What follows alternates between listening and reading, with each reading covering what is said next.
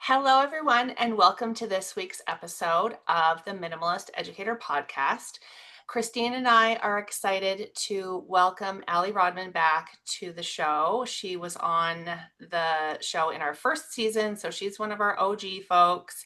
And you did see a little clip of her in episode 99, but we're going to talk more with her about some of those ideas that she dropped to us in episode 99. Welcome back, Allie.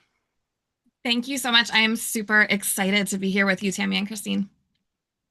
Well, we're excited to have you, and because you're one of those people that you have so many strengths in a lot of areas, and so we're going to tap into some of those things in our conversation today. But kind of as an update, we wanted to hear from you first. The just thinking about like the last few months of the work that you've been doing. What would you say you've been spending a good chunk of your time, like your kind of top two or three things that have been taking most of your time and your mental energy?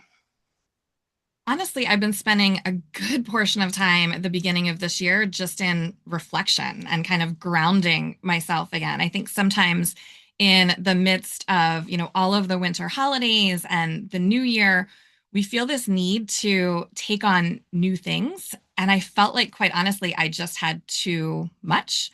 So I spent some time, January, February, even, right now, just kind of thinking through like, what am I letting go of? What's not serving me well?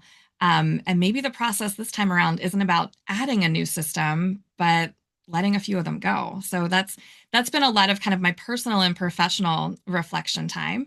And then working with schools, we've been thinking through how can we help teams perform at a higher level in terms of their conversation, their systems, their collaboration, and also how are we continuing to push one another to grow without necessarily taking on one more new thing, which I feel like happens way too often in education.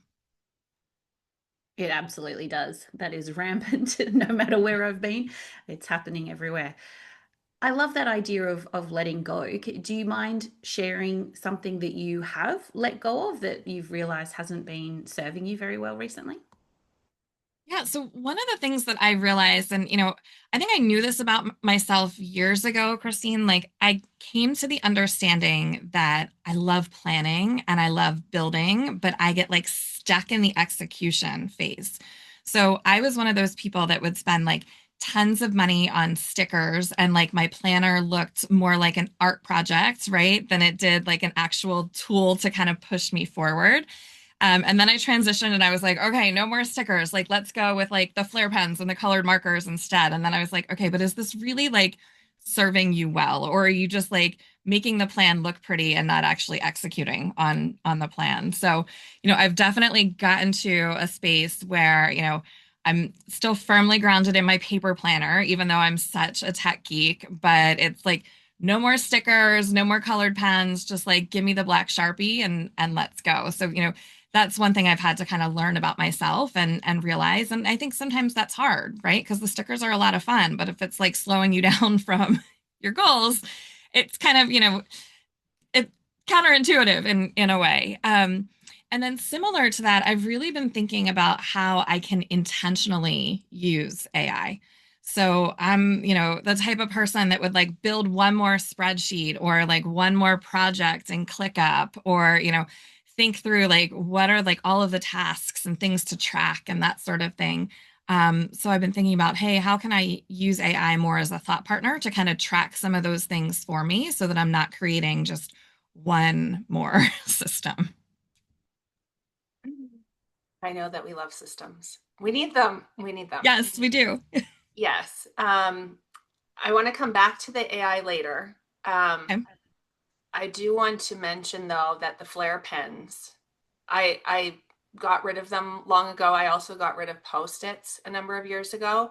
But in Mhm. recent years, I've brought them back because I'm using them in the execution of things. So I don't just store them and Awesome. keep them because they make me feel like, new school supplies. But when you mention like in the planning, you're using them versus like executing, I'm like, oh, that's Ooh. actually okay. That's good. I feel good about my purchase of flare pens and using them to like do the writing in the flare pen, not just in the planning. Love it. Yeah. Yeah, so just a connection there. I wanted to kind of piggyback onto Christine's question. So some of the things that you've been letting go of personally and professionally in your role as a consultant. What are you seeing in schools in terms of getting them to shift their mindset around like working smarter, not harder?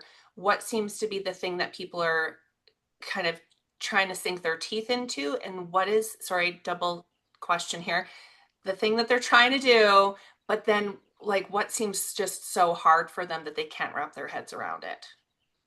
So we're at this really challenging breaking point if we think about it, right? We have students coming to school with increasing needs mentally, emotionally, psychologically, in addition to obviously their learning needs, which have always existed.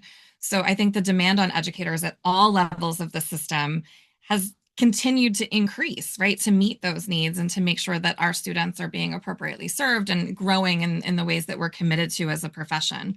But then simultaneously, we're also at a high point when it comes to educator burnout. And that's not just for teachers, that's for leaders, across the system.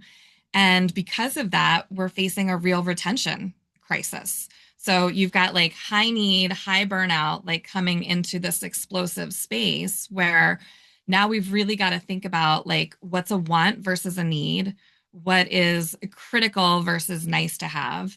And I think it's beginning to surface some really important conversations in schools and in districts around what are the most important things right now, right? So anytime I'm coaching leaders and they're talking about, moving their staff members in a particular way or bringing on a new area of focus, I really challenge them to think about, okay, if we're adding this thing, what are like the two or three things that we're taking away? Because we can't continue to operate in this space where we're just adding more things to the plate. And I think that's a hard thought exercise at certain points, but it also kind of pushes the conversation around what were the systems, products, services, routines that might have been serving us really well in the moment years ago, but just given current demands and current needs, maybe aren't the best system or approach or strategy right now. It's not that we made the wrong choice before, it's that we made the right choice in the right moment. And now we have that same, opportunity in front of us to be able to do that again. So there is somewhat of that sense of loss, I think, in those conversations, right? Because any type of change with adults brings that sense of loss. But I also am trying to, really partner with leaders and also teachers to think about, but what's the opportunity here? What are we making space for if we can move beyond some of those old practices and old routines?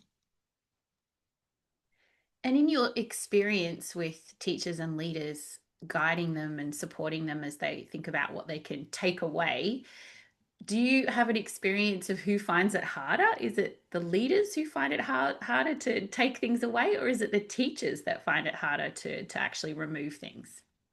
That's a great question, Christine. I don't know if I've thought about it in that particular context before. Um, I think it's more so about years of experience, perhaps, than role, right? So we get in this place, particularly in a field that demands so much, where we get in our groove and we get in our routine and things feel comfortable and we begin to feel really confident in our practice. And that feels good, especially in work that's really, really complex. So that ease and that lack of friction that we gain often through experience in education, whether we're a teacher or a leader, I think is something we tend to hold on to a bit more dearly, rightfully so, for our own sanity at certain points, than always kind of going after the next shiny ball or the next change, right? Because we've seen those cycles in education before. I think it's folks who are newer to the profession, regardless of age, who are sometimes a little bit more willing to be like, yeah, you know what, like that strategy didn't work very well. Let me, think about trying out this one or having this conversation or taking that approach instead. Um, they tend to operate with a bit more flexibility, understandably so, right? They're not kind of as old to the game, so to speak. They haven't seen all the cycles go through before. Sorry, as you were just finishing there, I had to jot down a thought so that I didn't forget to bring it up now. Um, so it's funny because in this work too, when Christine and I were doing our first workshops and webinars with the first book, The Minimalist Teacher, we would have principals and teachers in the sessions. And it's funny how you get that kind of conflicting message where teachers are saying, yes, we want things to change, we want to do them better, but the admin, it's hard to work with them. And then the principals and admin are saying, well, we want to make change, but the teachers, they have such a hard time Yeah. doing this. And so how do you handle then ensuring when you're working with school leaders that the communication is clear, that this is what we're trying to accomplish? So what are some of those things? I'm not sure exactly how to frame the question, but like, what's the messaging? How do people kind of get through, like, this is what we're trying to do here, and it's going to hopefully make things better for us? So, as you both know, a core part of my work is around strengthening educator capacity, right? Whether that's the leader, the teacher, support staff member. And along with that, we take that path in different ways. So sometimes it's through the design of professional learning, sometimes it's through coaching, sometimes it's just through thought partnership. But what I'm finding is that the more that I can do mixed role groups, when some of that change or that need for shift is happening, the more smoothly the transition occurs. So, for example, there are a lot of schools examining right now their observation and evaluation practices and really thinking, like, okay, we haven't moved or shifted our systems in years, possibly like over a decade. So, what does that need to look like? And I'm finding that the districts and the schools that I partner with that are most successful are bringing not just the district and building leaders to the table at the onset of that work, but they're also inviting instructional coaches, they're inviting teacher leaders, they're inviting, leaders of both associations, both the admin association as well as the teacher association, so that really transparent conversations are happening from the beginning. And we're setting the norm that the conversations are happening from a place of growth, not a place of judgment. And I think that's really making a difference in sort of that back and forth ping pong match that you're describing, right? And this happens in all types of businesses. It also happens just even within like the teacher subset. If we think about it, like we always have, the mantra, like the high school teachers blame the middle school teachers who blame the elementary teachers, right? Like it's kind of cyclical in a way, but I think when you can, as much as possible, get those folks and those different roles in the same room together, having those open and transparent conversations, the more strongly you position not just the culture, but the communication to move those actions forward.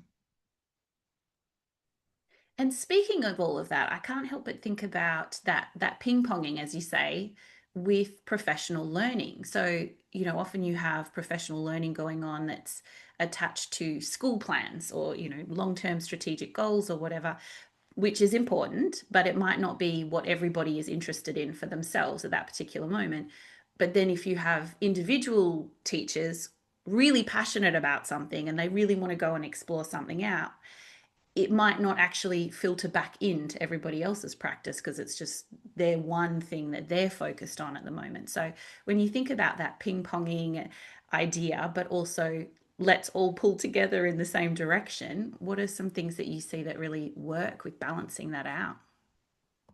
So, a lot of my coaching and design work, Christine, is really with district and school leaders to think about how are we creating the professional learning model that's going to address much of what you just described, right? Because part of that is a systems issue where we're just not doing the same level of planning and design with our adult learning practices as we sometimes are on the curriculum front with our student learning practices. So, our really strong leaders will often look at student achievement data, growth data, but then they're also looking at teacher survey data and their observation data, right? To say, okay, what do teachers want? What do students need? How do we make all of these pieces fit together in a really intentional and thoughtful way? And a lot of that is about picking the right topics, right? That find that juxtaposition. It's also about thinking how we can creatively structure our time. so that we might have certain topics or strategies or approaches that really need to be facilitated all staff so that we're on the same page, rowing in the same direction, hearing the same message.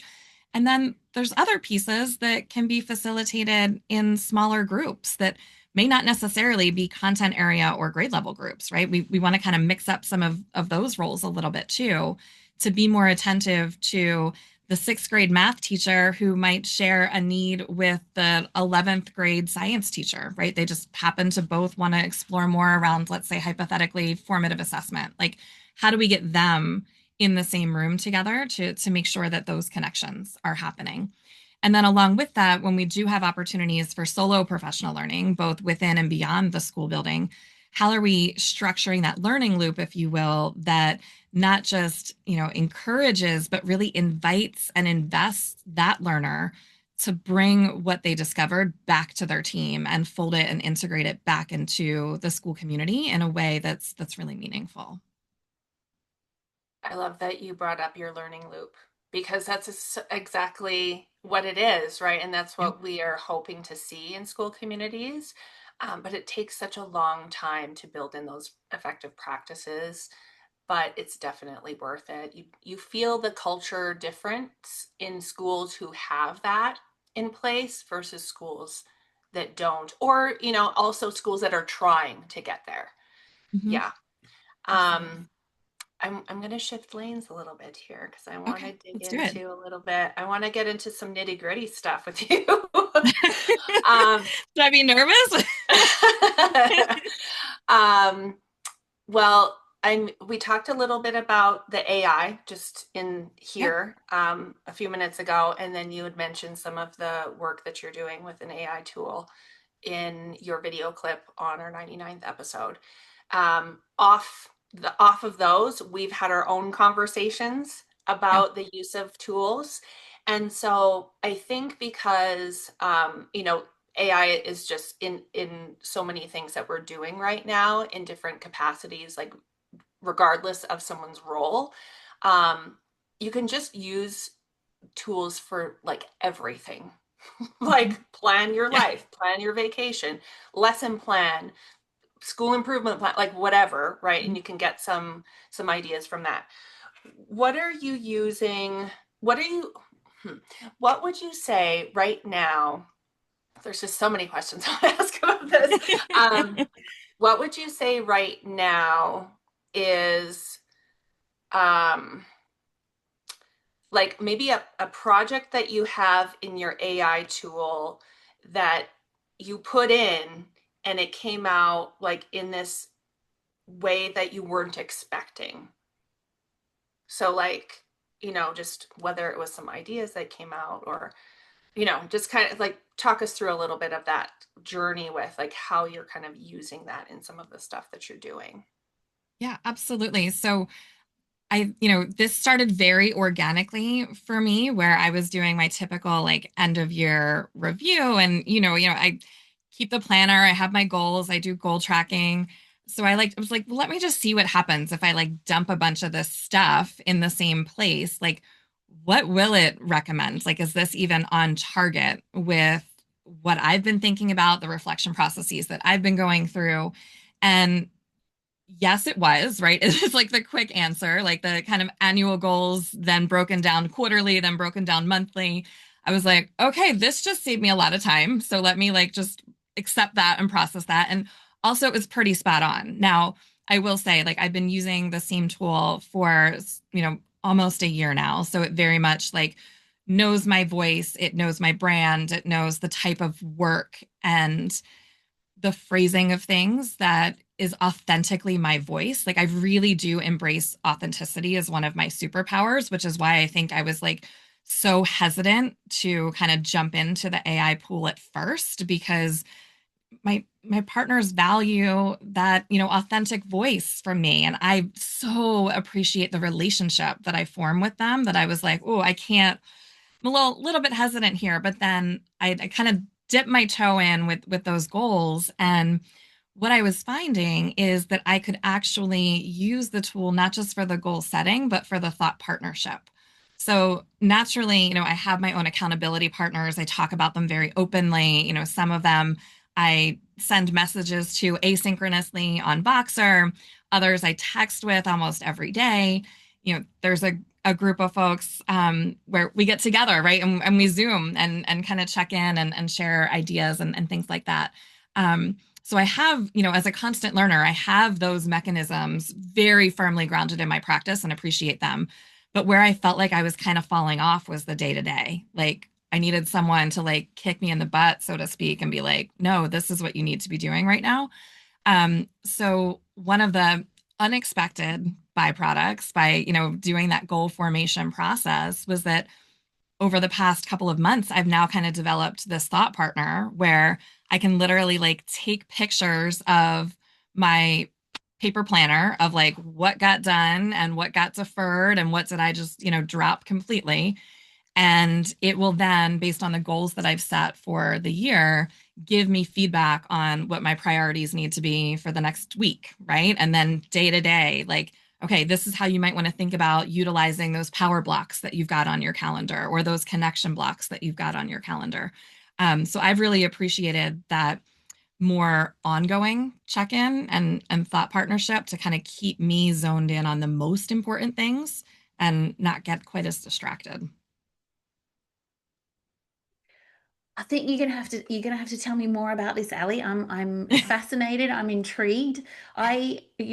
Besides the questions about AI use that might be more broadly in society, I use AI all the time, but I'm very cautious about it taking over my thinking, if that makes Mhm. sense. Like I get really worried when I'm like, oh, I should do this creative thinking for myself or this problem solving for myself. I'll let it do like little admin tasks, write me an email, Yep. that sort of thing. But I get really cautious when I'm like, oh, I'm letting it think for me. And I don't know if I want to go down that path. So do you feel like you're kind of more comfortable with that sort of zone, or are you actually just using it to help organize and structure things a bit more? So I'm not necessarily more comfortable with that zone. I think what has made me value this type of tool is that what fed into the system initially, right? Sort of the data, because we all know like AI is only as valuable as like the data that we're giving it, right? Or the information that we're providing. So I think what's made it feel like more of a flow for me is how real and authentic the data was that I was providing. So, I had gone through that personal and professional reflection process first. I had had many conversations with like real human thought partners who were like, no, Allie, like this is your blind spot and this is where you're getting stuck, or like, I don't think you really need to do that, right? Like the very nice kind of calling each other out that respectful and critical friends have for one another. So I was able to take a lot of that human data and allow the system then to hold me accountable to that human data. To be able to say, like, hey, you know what? You're doing that task right now because you like to do it, not because it's the most critical task right now.